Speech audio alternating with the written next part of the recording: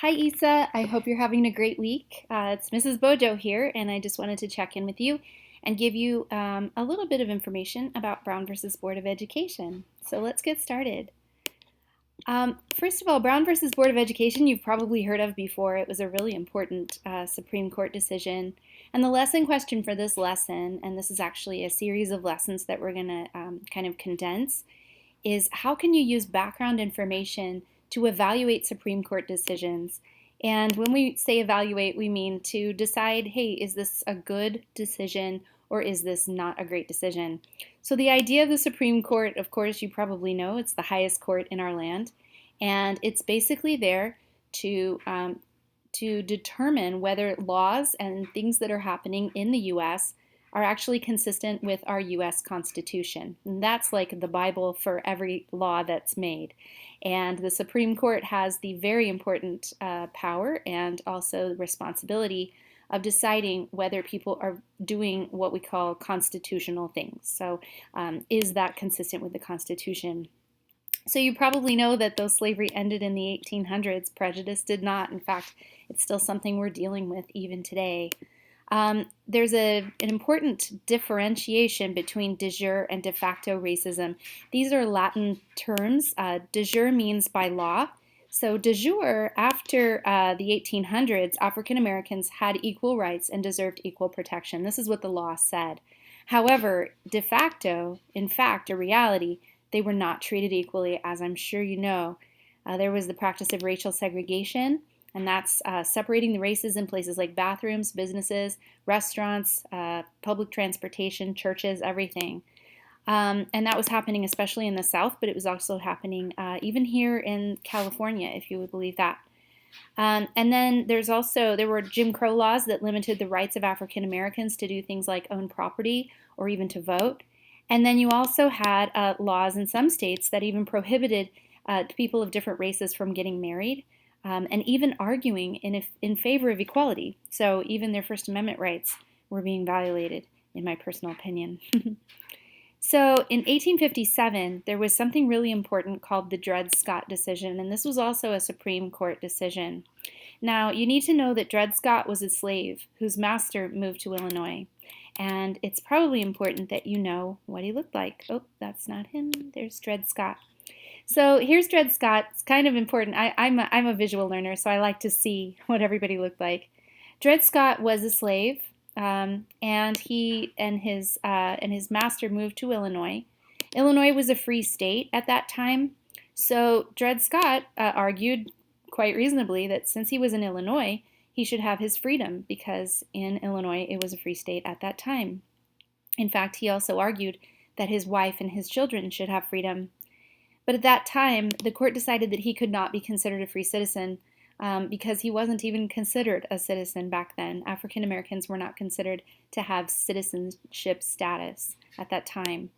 So, though not all of the justices on the Supreme Court at the time agreed with this decision, because the majority did, that Dred Scott decision ended up saying that, look, African Americans are not citizens.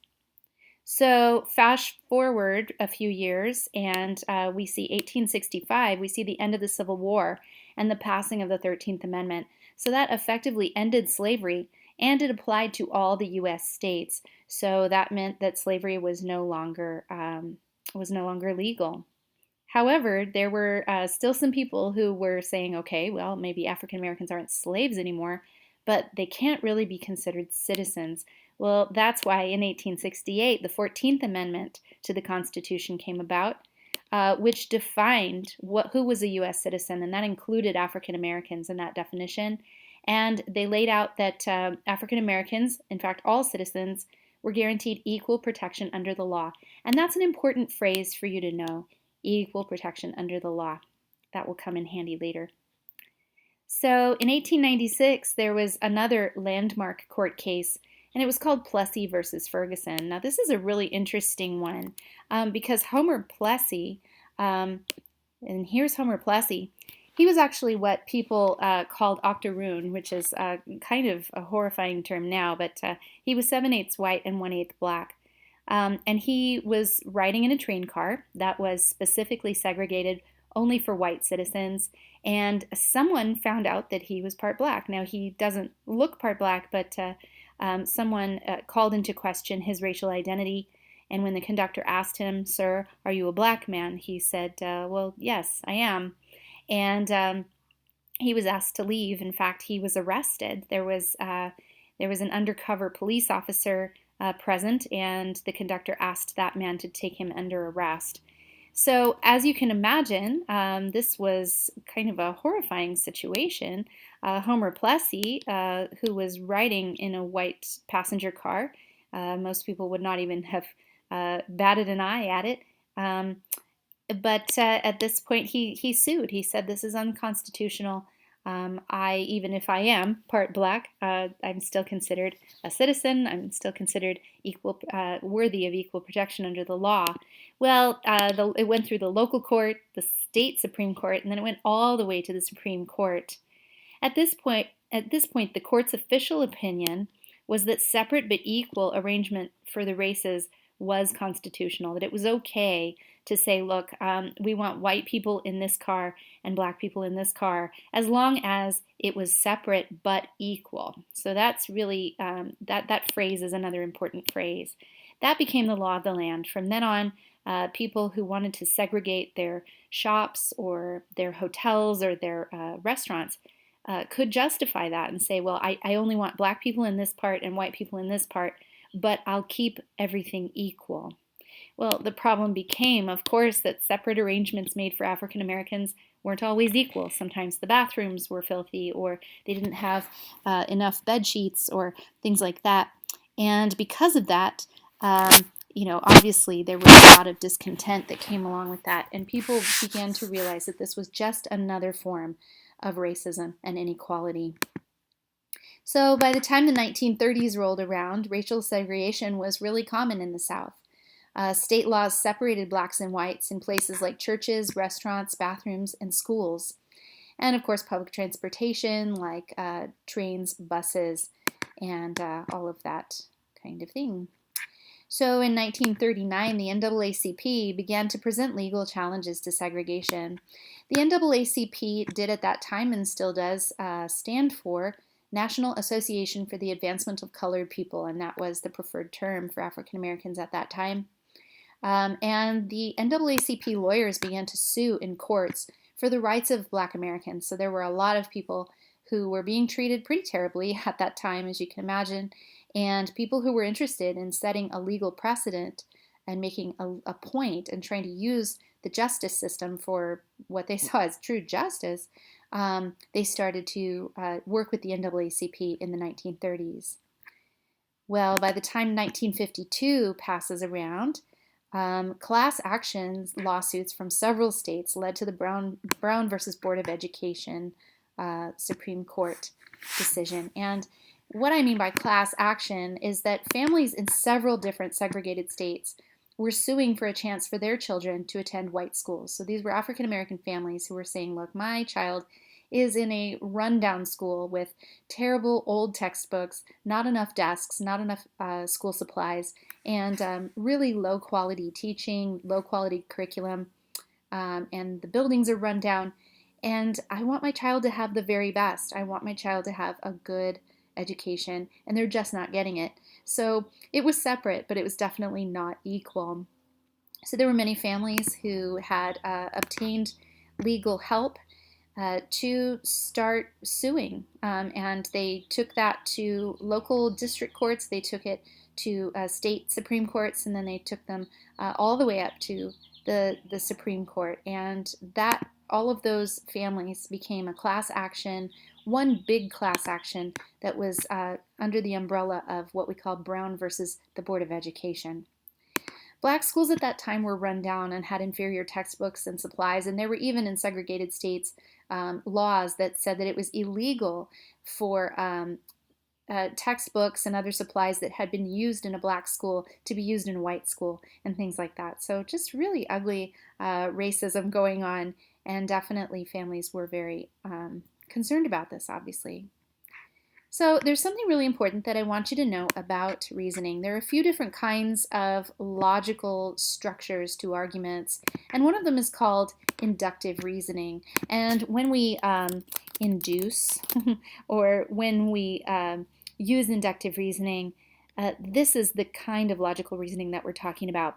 It goes from the specific to the general. It takes specific examples and it makes a general conclusion based on them. So this is what the Supreme Court was doing in the case of Brown versus Board of Education. They were taking all these different families' arguments and they were saying, look, here's an important premise. And this is actually a quote. A premise, you should know, is the statement on which an argument is based.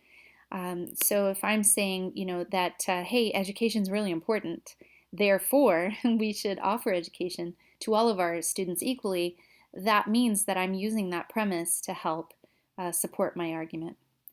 So this is an actual quote from the Brown versus Board of Education logical reasoning that they used. They said, in these days, it is doubtful that any child may be reasonably expected to succeed in life if he is denied the opportunity of an education. So that was one premise that they used.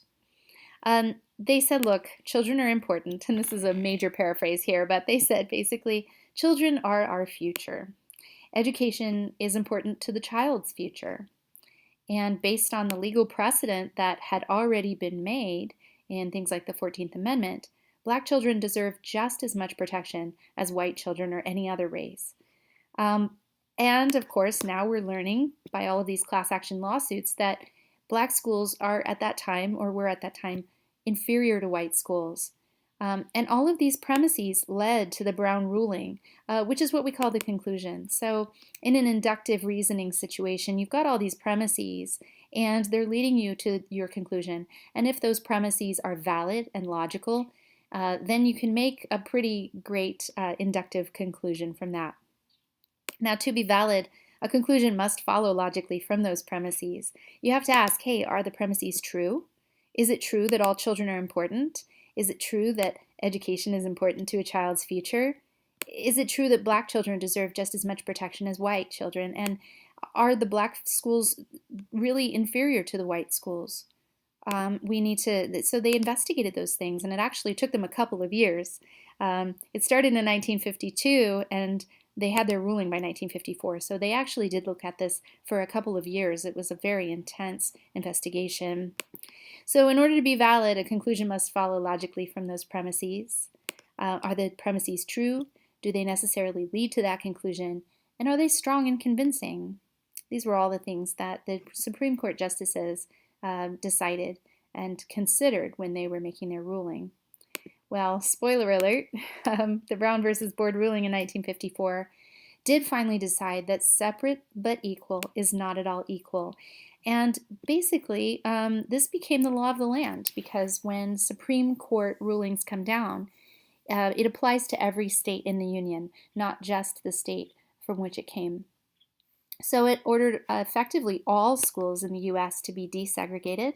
So this meant that all children could go to whatever school was appropriate for their geographical location, regardless of their race. And of course, it established a legal precedent, and that's a new standard on which lawsuits could be based, that separate but equal arrangements were unconstitutional. And as you can imagine, this meant that the desegregation process had begun, not only in schools, but in restaurants, churches, trains, planes, automobiles, everywhere. So it was a pretty exciting thing for our nation.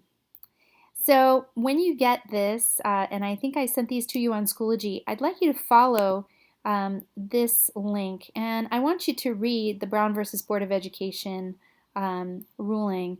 It's just an excerpt of the ruling, and it's just these two pages. But I want you to take an opportunity to look through that and really see if you agree that the conclusion logically follows from all those premises. Okay? This concludes our Brown versus Board of Education video, and I hope that that will make a lot of sense to you. And I hope that if you have any questions, that you'll let me know. All right. Good times.